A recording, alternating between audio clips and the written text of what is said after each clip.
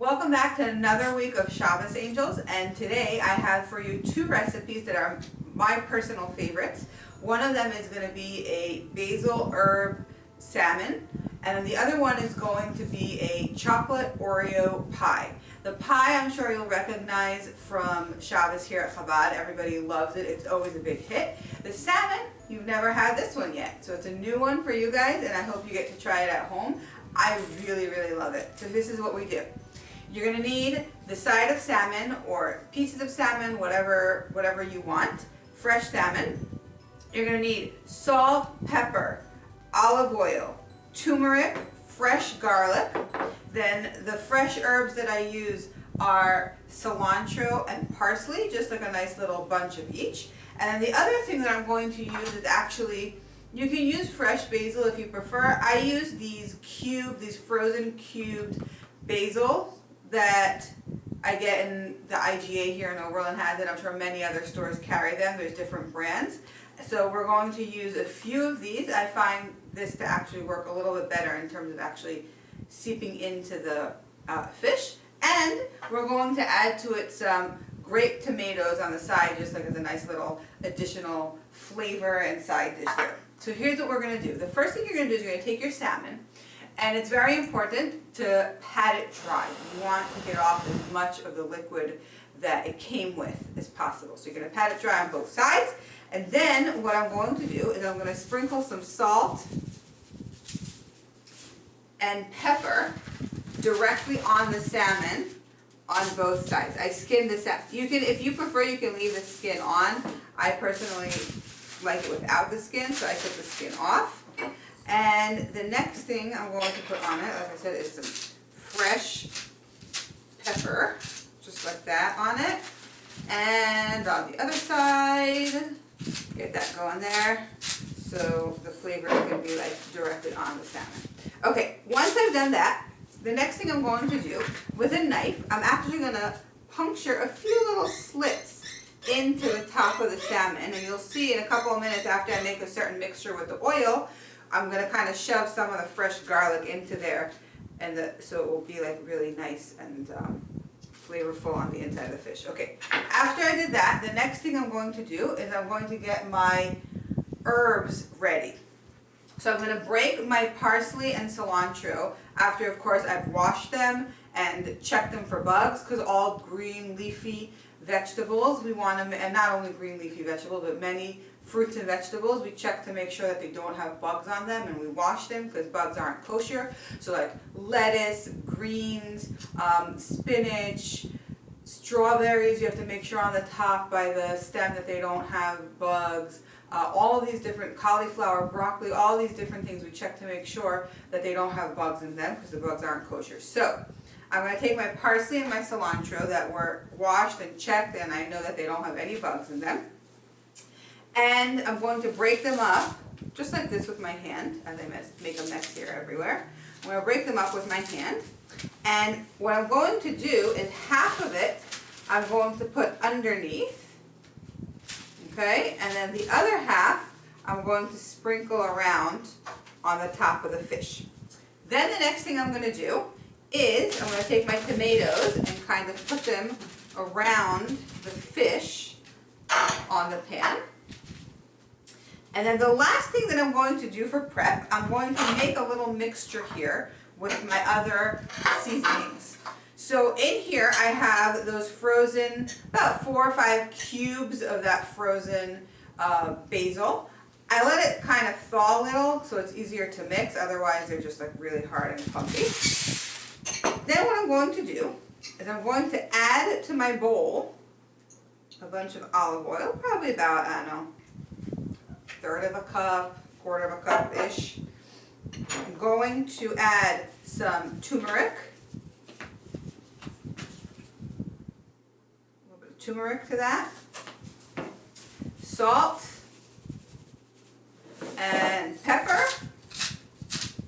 And the last but not least, which is the star of the game here, is a ton of fresh garlic. What I like to do is I put some of the garlic in here, but some of the garlic I actually take in my hand and I smear it on the actual salmon and put some around on the tomatoes just to really make sure that the garlic flavor goes in like really nicely. So here's what I'm going to do. So I've got everything ready, and here is how I'm going to prep it. I'm taking my garlic, and you remember those slits that we made beforehand in the fish? I'm kind of sticking some garlic directly into those little slits that I made. Then I'm going to put a little bit of garlic here by my tomatoes, and the next thing you're going to actually massage your fish. And here's what we're going to do. I'm going to use a spoon. I think that's going to work a little better for me here. I'm going to sprinkle it on the top, some of my mixture, some on my tomatoes, and then the last little bit, I'm going to lift up my fish and kind of put it on the bottom, so the bottom also gets a nice flavor.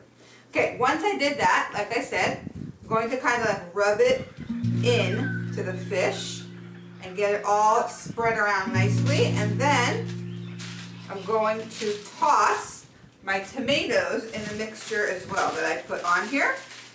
If you see that you need a little bit more oil for the tomatoes, you don't want it to get too oily because then the tomatoes just get like really soggy rather than like a nice roasted tomato.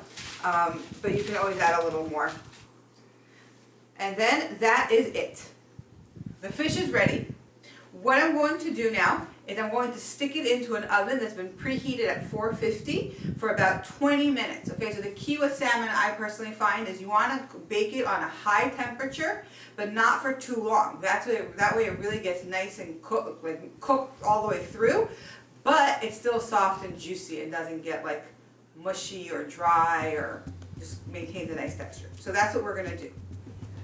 Okay, so now we're on to our second recipe, and that is the mousse Oreo pie. And here's how we do it. It's very simple, amazing dessert. Everybody here at Chabad likes it. If you haven't tried it yet, try this at home, and I'm sure you're going to love it. What you're going to need is your graham cracker crust, your par of chocolate chips, soy milk or rice milk that you're going to warm up, egg yolks, vanilla, and your duplex cookies. Sandwich cookies. So here's what we're going to do. You're going to put your chocolate chips into a food processor. And then I'm going to turn on the food processor. It's going to make quite the noise. But as it's on, as the food processor is on, I'm going to take the milk that is warmed up and I'm going to pour it into the food processor, and that's going to melt my chocolate chips. So let's start with that stage and see how that goes. Whoops, sorry about the noise. Here we go. Pardon the extra noise.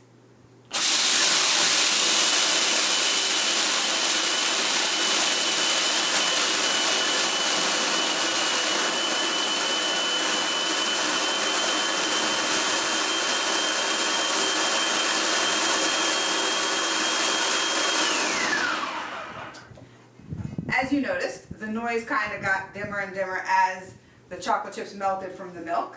So now what I have in here is a nice mixture of the chocolate chips and the warm milk. What I'm going to do next is I'm going to take my egg yolks, I'm going to add my little bit of vanilla extract to it. I'm going to turn my food processor back on, and I'm going to drizzle those eggs into the warm mixture of the milk and chocolate. And ultimately that's what's going to make the mousse kind of thicken in the pie crust. So here we go. Sometimes it helps to pulse it. I find that pulsing it rather than just turning it on helps the mixture kind of come together.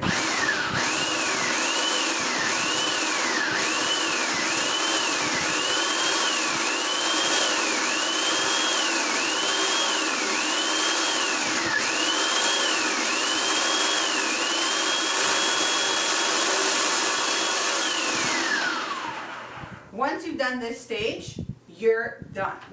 So here's what we do next. We take all the mixture that's in the food processor and we're going to pour it into our crust.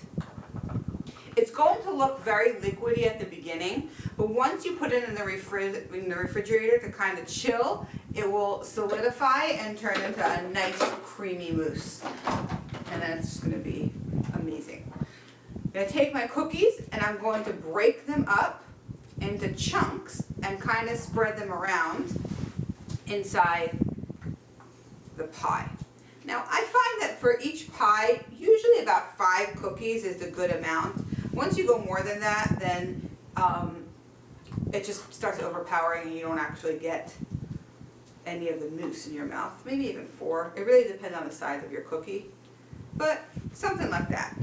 Now my pie is all done, and what I'm going to do is I'm going to cover it and stick it in the refrigerator for a couple of hours to really get nice and creamy and this amazing texture of mousse.